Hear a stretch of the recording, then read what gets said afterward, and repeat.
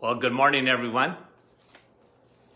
And once again, welcome to another live here this morning, and hope you're having a great day. And we're going to continue talking about the hypothalamus. We talked about it yesterday. I hope you enjoyed that program. We had a lot of good feedback. Good morning, John. How are you? And Nick, good morning to you. I missed a few people up there. Nativity, let me just go back up and scroll. Annette and Pat, Carrie, Sherry, okay. And Michael and Gail.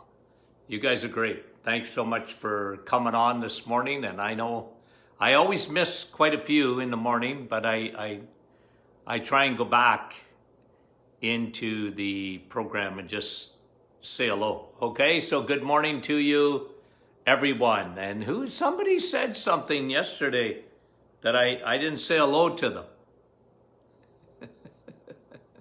Was it you, Wendy? I can't remember who it was actually, because I went in and I kind of laughed after. Good morning, Jerry and Sherry and Senette. Let me say that if I say it right. S-E-N-A-I-T, Senette. Regina, thank you for watching. I mean it. We appreciate it. Kristen, good morning. And Jeanette and Steph, how are you? And Meredith and Dottie and Andrea from Nouveau Brunswick and Carol and Diney, Susan and Anna. Like, we got lots on this morning. Okay, we're going to continue on talking about, I think I'm a little bit out of whack here. Let me just see if I can get that. Okay, so now I understand that if you are listening to this on a podcast at a later time, you're not going to see this little chart that I used to draw. Now, I flunked art, okay, in school. I couldn't even make a stick man. And I mean that that part of my brain does not work. I mean, I just got no talent. I majored in school in recess. Okay? But I want to show you what I used to draw, because I think if, bear with me if you're watching or listening to this on a podcast later, because, I'm just going to show a chart. It's actually a triangle, believe it or not, okay? So I'm going to bring this up here, and this is what I used to draw for my patients, okay? And as you can see, because I used to talk about holistically, I was going to look at all of their condition based on this chart, just about everything, okay? So if you see this, okay, what am I drawing here, okay? So at the bottom of the triangle I circle two things. You know what that is? Ladies, that is your ovaries. And on one side, you're secreting estrogen, and on the other side, you're secreting progesterone. And then halfway up the triangle, I have two other circles. What are those? Those are your adrenal glands. Very much involved in the hormones, adrenals. And at the top of the pyramid is your thyroid. We talked about that yesterday, but your thyroid is only a puppet. It doesn't do one stinking thing on its own. The thyroid relies on the brain, the hypothalamus, that's up here.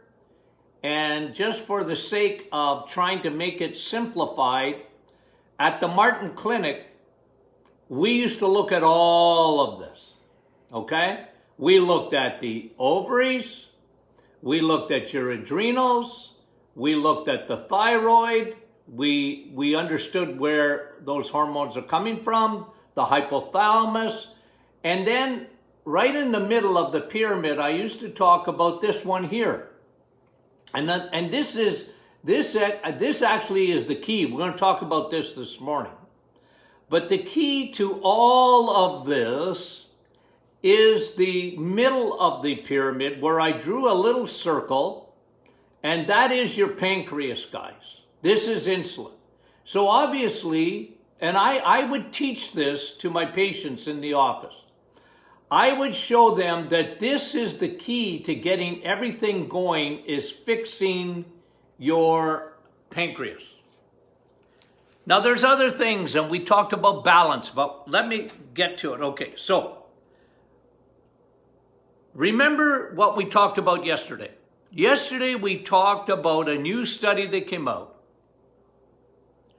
A study that showed that vegetable oils, bad oils, canola, the soybean oil, which is the #1 oil used in the United States of America, and I believe in Canada as far as cooking.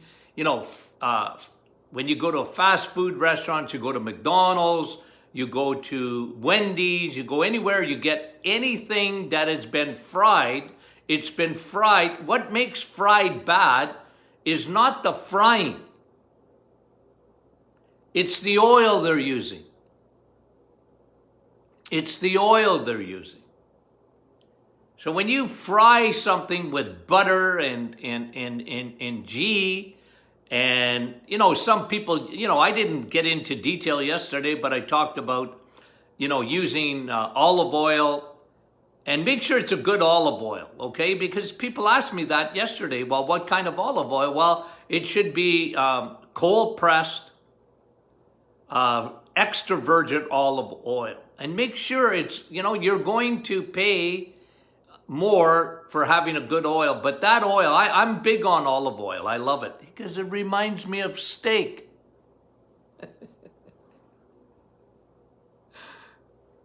Oleic acid, when you have bacon, olive oil, what's the difference? Not much.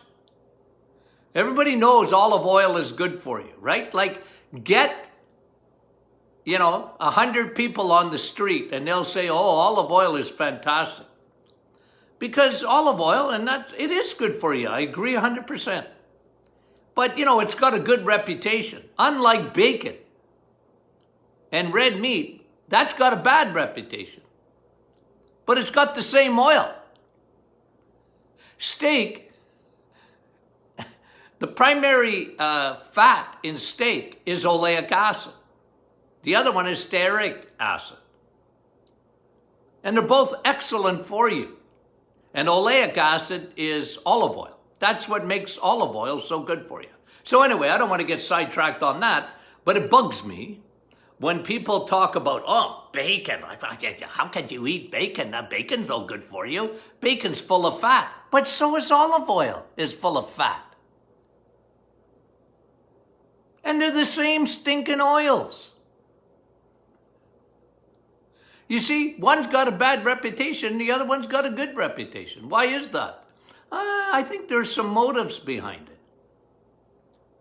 You know, I don't want to be getting off too much on a tangent, but we live in a world where there's a lot of messages that are not necessarily true. And the vegans of the world, the vegetarians of the world, it's indoctrination. And a lot of people buy it hook, line, and sinker without thinking about it. Well, you see, my background is science in food. I'm a food scientist. Give me a food, I'll tell you what's in it. So, you know, I get it. It's indoctrination. It's a religion, guys. It's not truth. It's religion. And they indoctrinate, especially the young generation today. Bugs me. Because now you're seeing people, generally, I'm just going to make a general statement in North America, you see people overfed and undernourished. They're overfed because we're carboholics. They're overfed, but they're undernourished because they're not eating the right things. Oh, I can't have cheese.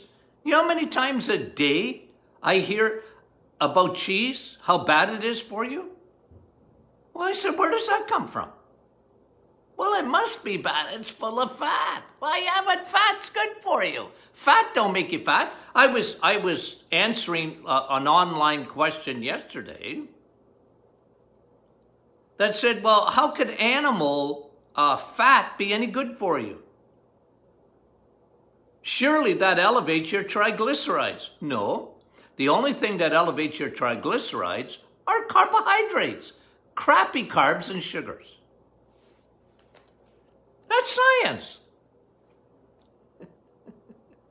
You want to empty your liver? Stop eating carbs. Simple as that. You want to lower your triglycerides? Stop eating carbs. Quit eating the crappy carbs and sugars. There you go. Okay. So let me just get back now that I had my little workout. Because I get uptight. Okay? But let me go back. I want to read to you a list of symptoms. I just wrote these out this morning. Okay, so let's talk about, again, up here, 2 centers of the brain, generally, hypothalamus, hippocampus. You guys know this now. Hypothalamus, horror-mones. Ladies, how many of you have horror-mones? One of the most consistent things that we're hearing on the reset. Guys, read the testimonies. They're absolutely incredible. I never get tired of reading how people are doing so well with food when they do the reset. But it's always, especially when couples do it together, husband and wife, and how much the man loses compared to the woman. Why is that? Well, you saw the bottom of the pyramid. This is the whole key. It's the whole key. See? And I used to teach this in the clinic. Okay? So again, forget my art. But you see those 2 things on the bottom? I'm pointing to the bottom of the pyramid, and that is called ovaries. Men, we don't have them.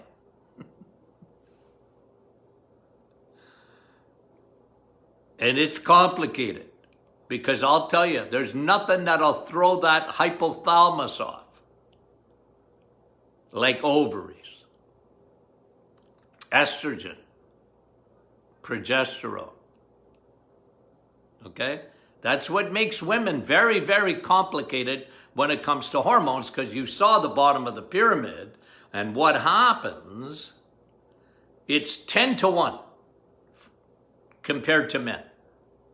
Because the thyroid gets messed up when your estrogen and your progesterone are not balanced and go up the pyramid up to the adrenals, and then you complicate life even more for the thyroid, because when cortisol is high, you can't convert T4 to T3. And T3 is the key for your thyroid to work. So let's just talk about some of the symptoms, and I wrote down some, and there's more, but let me talk about, and again, you must look at all of this. Doctors, even endocrinologists, they don't look holistically at the whole body. They just don't. There's very few. And you see, a little background for me. Probably mid-80s, lots of women with fibromyalgia, chronic fatigue. They didn't even call it that in those days. But here I am. I'm a guy, well, if you have these symptoms, here's me, okay? It's the way I operate. If you're exhausted and you got pain and it's unexplained and whatever, I just kept going, okay, I gotta get to the root of this. And in the late 80s, I wrote a book on chronic fatigue syndrome. And I said, it's the adrenals. And people looked at me like I had two heads. I might have told you this story before, but I was on, because of the book, I got a lot of radio and TV shows. I traveled around North America, actually, with a book on chronic fatigue syndrome.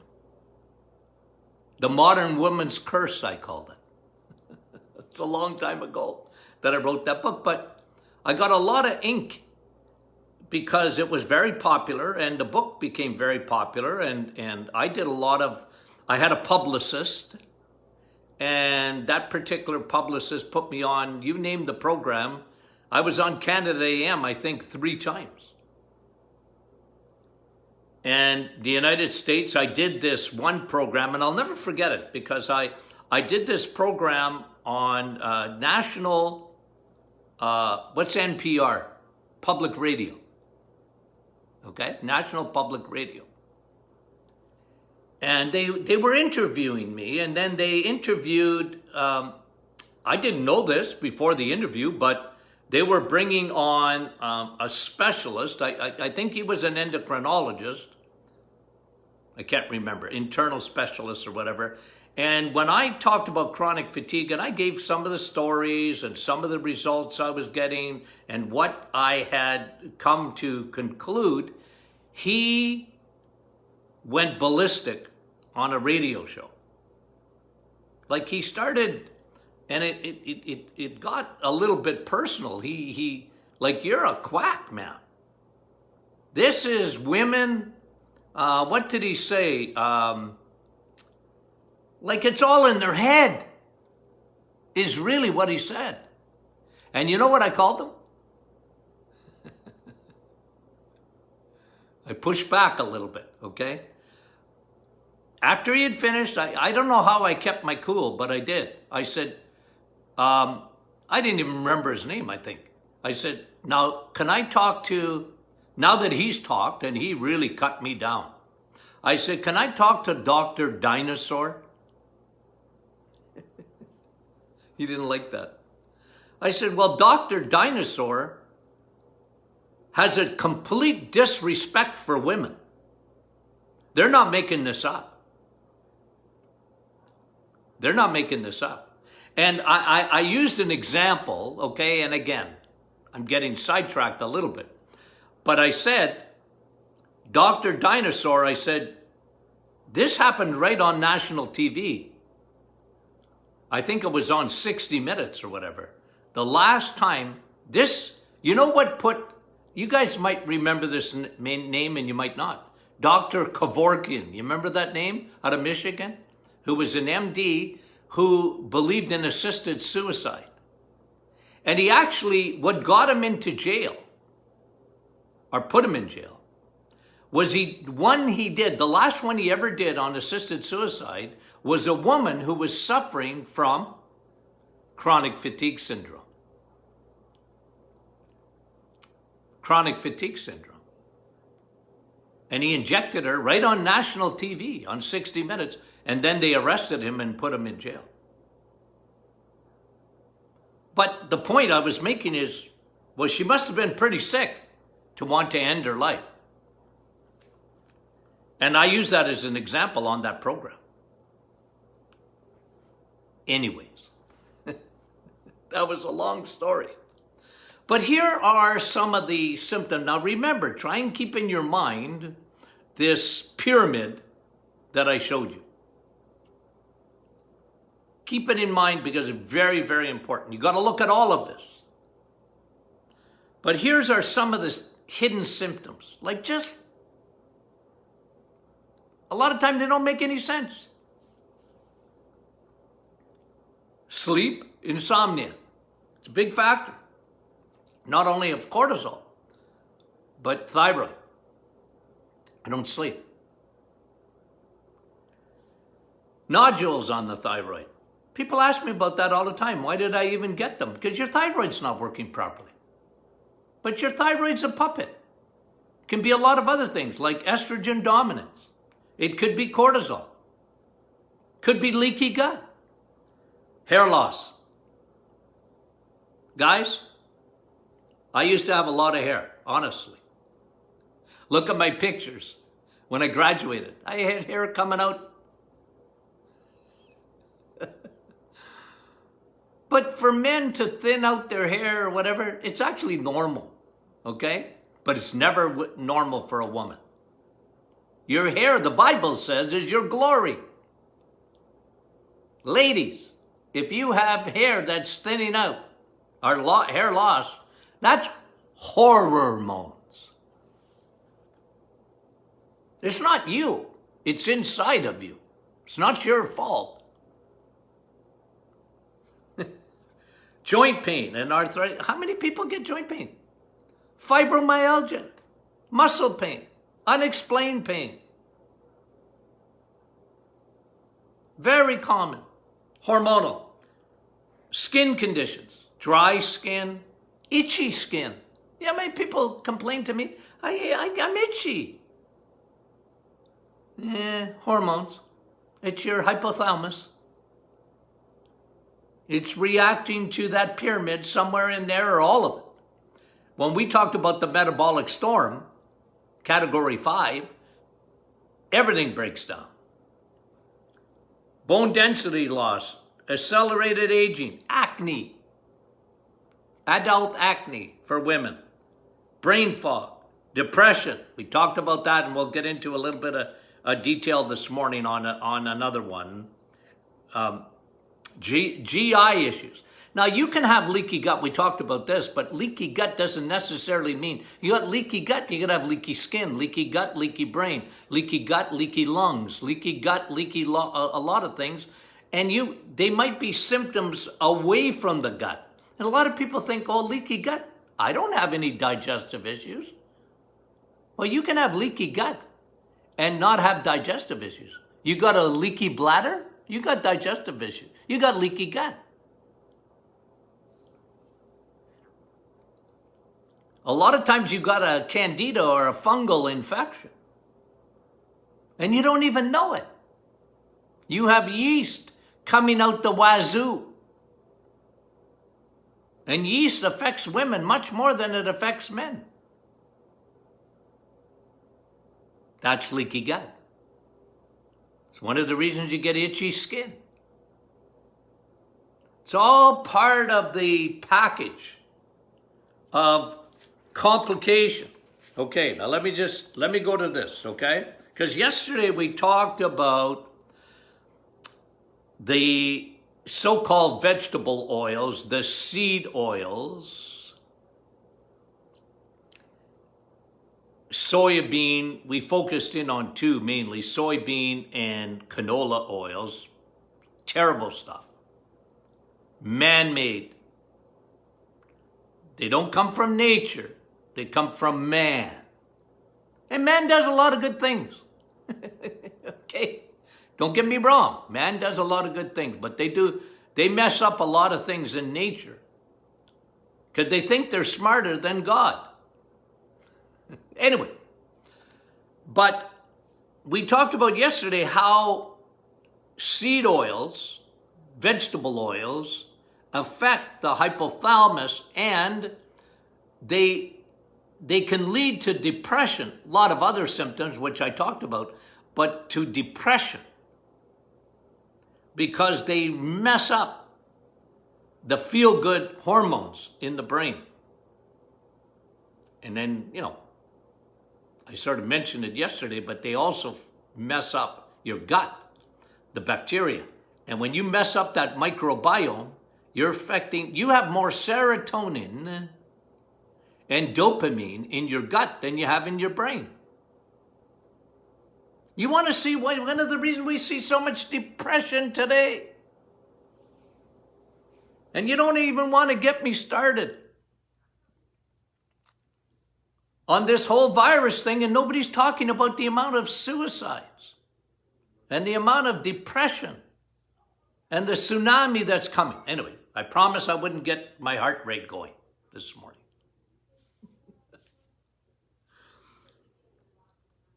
Okay, so one of them we talk about. Folks, lay off the seed oils. Lay off those crappy vegetable oils. They're no good for you. They elevate your inflammation markers in the body.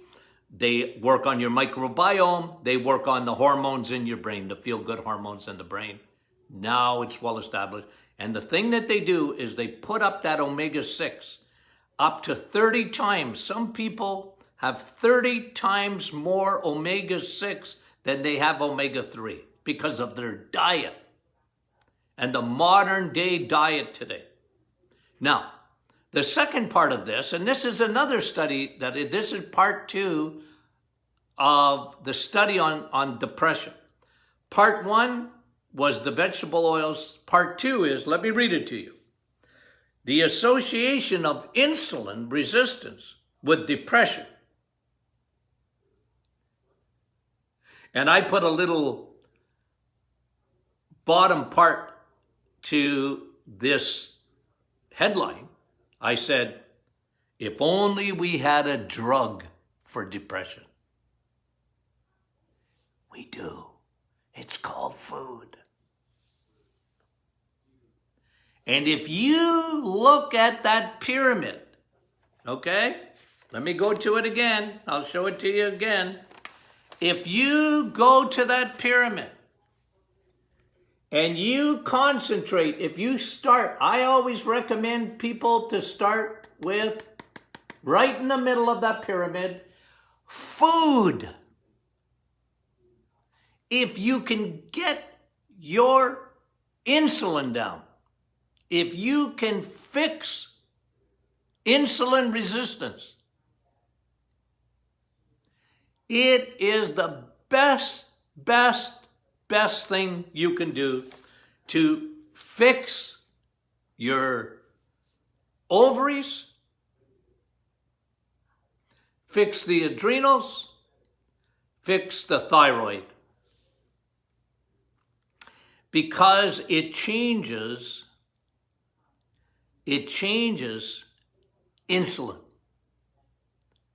So if you do nothing else, one of the best things you could do for everything.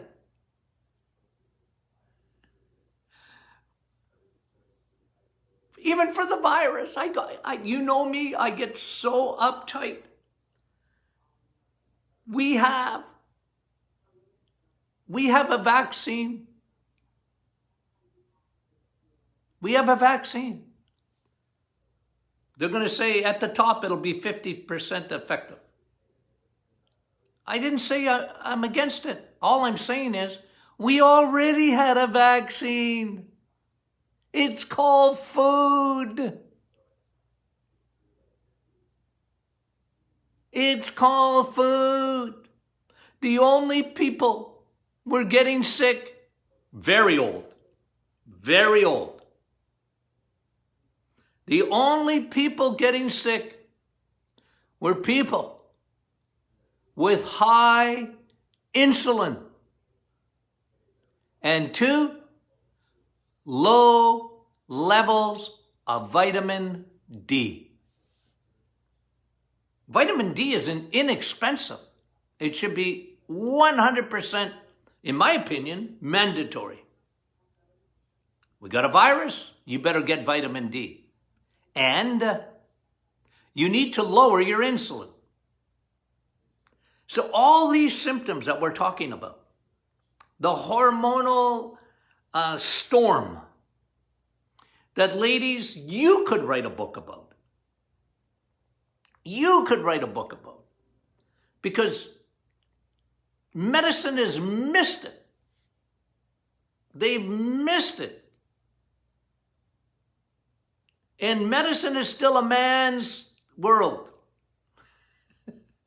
Even though in North America now, probably about 50% of all the doctors are women, and good for them.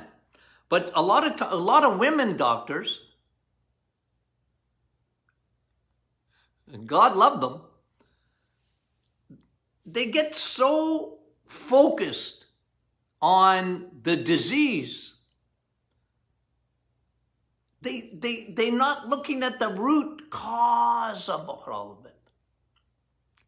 That pyramid that I showed you, it's extremely, extremely important to put it all together. And so this study was showing, okay, with insulin, okay, let me get back to it. This study was showing that insulin and depression is a huge, huge key. Okay, so let me just read. Let me read it again. Association of insulin resistance with depression.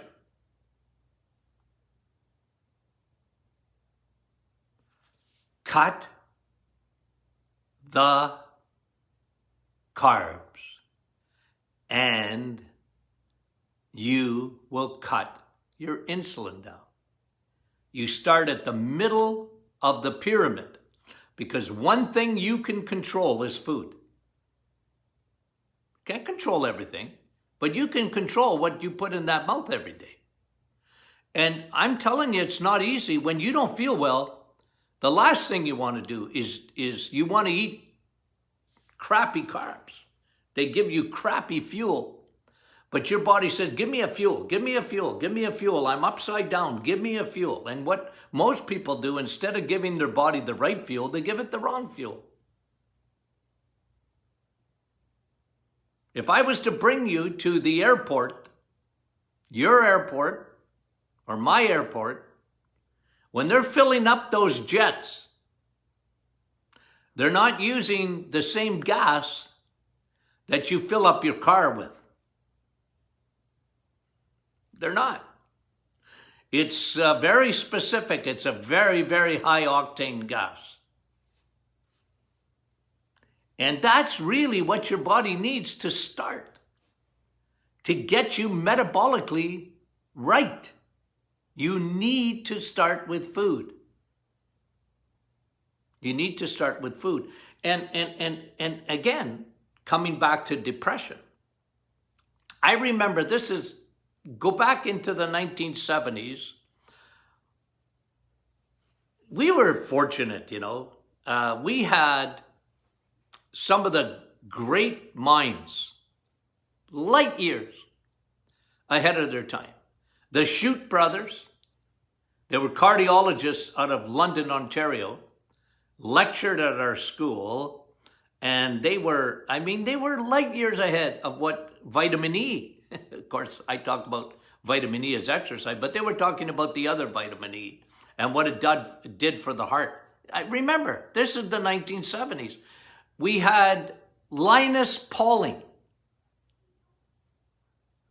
who won a Nobel Prize in medicine for his work on vitamin C. And another guy we had, you can Google this guy if you want, Abraham Hoffer. He was a psychiatrist.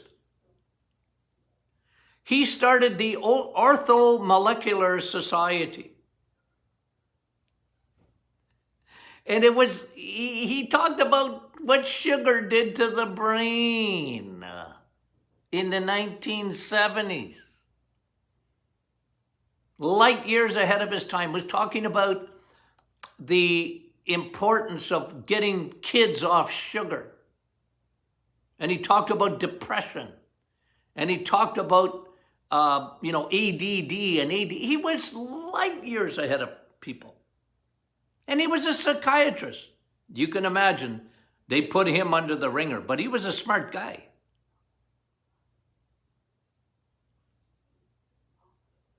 So you need, if you want to change your hormones, I call them horror-mones, ladies, because they can be horror. Lots of Worse than a horror film is horror-mones when they're not balanced. But the key is food. And one of them, when you do the reset, I'll tell you one thing, you're not, no vegetable oils. And two, of course, you're not eating any sugar and you're not having any carbohydrates. That's why it's so effective, amongst other reasons. Okay. Enough lecturing for the day. If you have any questions, and you see, I often use these questions to turn around and teach, because I understand that, a lot of times you just have to, you got very good questions. I want to show you where I come from and how I look at things. And I had sort of, it's been about, it's not quite a year I've been out of practice. But I used to do it with every patient. I draw that pyramid. I said, your problem is in that, it's in here. Almost invariably. That was the problem. It was right inside that pyramid. Okay, especially ladies. And men too, but men are not complicated. Men are big babies. Very simple. Okay. So Friday, question and answer. Thursday, afternoon session. We'll give you a little bit more detail. If you're not a member of the private Facebook group, please join that and get your friends and family to join. We'd love to have you in that group. And if you can, please share this with your friends, okay? And family.